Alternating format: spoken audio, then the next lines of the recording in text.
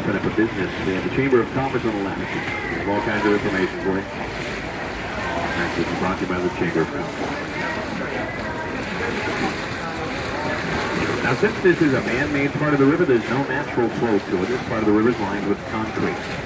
The rest of the river has a mud bottom. But there are still a whole lot of little critters that live here that don't realize that this is man-made. We have tilapia, perch, catfish, sunfish, crawfish. What? See, we got turtles too. At the bottom it's on the mud. It's a So there's this waterfall that's coming up on the right. Now, for some reason, the waterfall's not into itself today.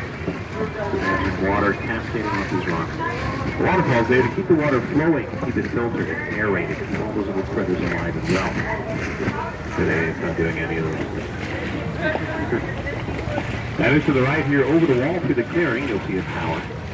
That looks like the jet house up there. That's the Tower of the Americas. That was the centerpiece of the Hemisphere of 1968. That's also the second tallest freestanding tower in the United States. And it's second only to the Stratosphere in Las Vegas. We're actually 16 feet taller than the Space Needle in Seattle. Stratosphere is 1,000 feet tall. Ours is 750 feet. Stratosphere has some sort of ride, or roller coaster, or bungee jump, or something on there. So we have a restaurant on ours that spins once every hour. Not quite as fast as a roller coaster.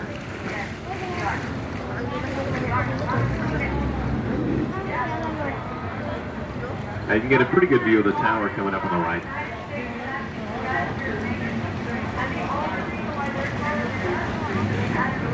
That section over there to the right takes you to the convention center. Stop sign coming up on the right says we can't go back there. Not exactly sure why, but we must obey the stop sign. Has everyone had a chance to get to the shops at River Center? I don't want to ruin the surprise for you, but it's a mall. Not like every other mall you've ever been to, but it sits on the banks of the river. If that makes it kind of special. We're headed to the River Center Mall Lagoon right now. You can check it out for yourself.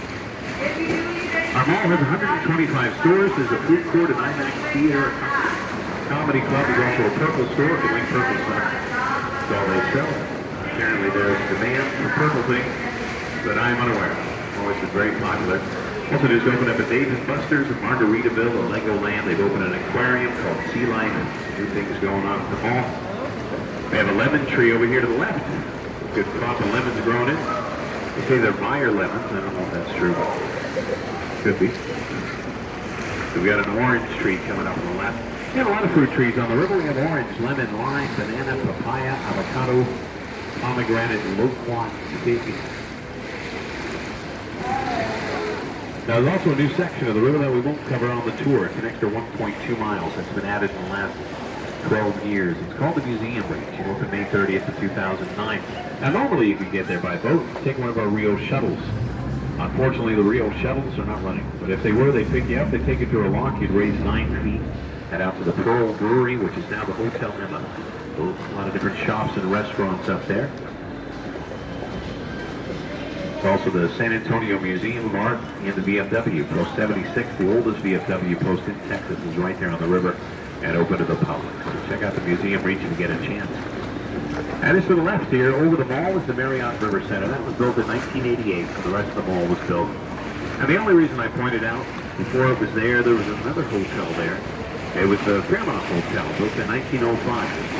Now in San Antonio, we don't like to tear down any of our old buildings. What they did with the Fairmont, they loaded it up on pneumatic tires, and they moved it 6 city blocks to where it is today on the corner of South Alamo and Wella. That move is in the Guinness Book of World Records. We have the largest building moved that great of a distance.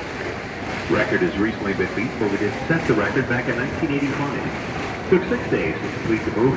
Over 5 years of planning and paperwork. People lined the streets with coolers and lawn chairs. Everything was televised. Everybody wanted to see this building go down the street at 0.04 miles an hour. It's an exciting time for the city. The week before the Paint Drying Festival. But the Fairmont still exists today. Go check out the lobby of the hotel. They have all the newspaper clippings there documenting the event. You come around the bend here, just after this bridge, take a look to the right, you'll see a large bronze statue. That statue is San Antonio de Padua, St. Anthony. St. Anthony was a friar in the 12th century from Portugal. That statue was a gift from Portugal for the Hemisphere, 1968. St. Anthony had a huge role when it came to the naming of this river. The Spanish explorers first came upon the river. It happened to be June 13th, 1691, which is the You want to wear a jacket? so they called the river the San Antonio River. Now, prior to that, the river was known as Yanaguana, which is a Payaya Indian dialect that means place of peaceful waters.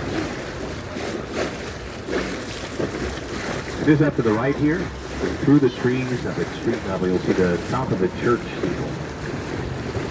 That's St. Joseph's Catholic Church up there, built in 1868. Okay. And it was built by German settlers.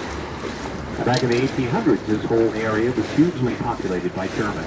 They wanted to have a church where they could have mass in their own language, so they built themselves a church. Now, to this day, every last Sunday of the month, they do all the services completely in German. They have a choir that comes in by the name of Liederkranz. And all the hymns in German as well.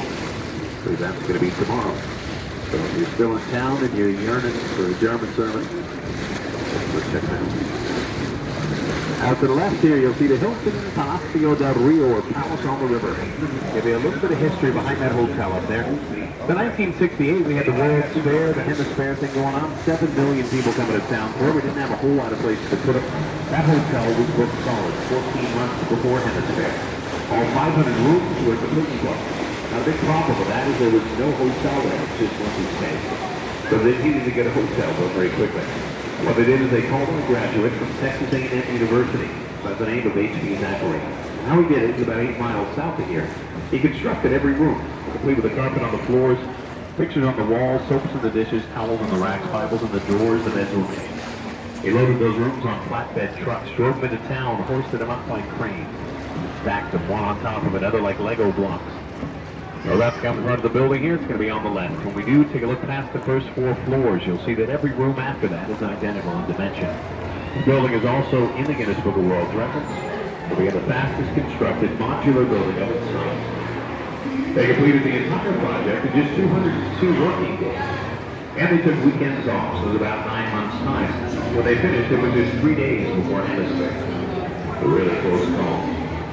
That does just about take us to the end of the tour. Back where we started. Make sure you take a look around your seat to make sure you haven't forgotten anything. Hope you had a great time.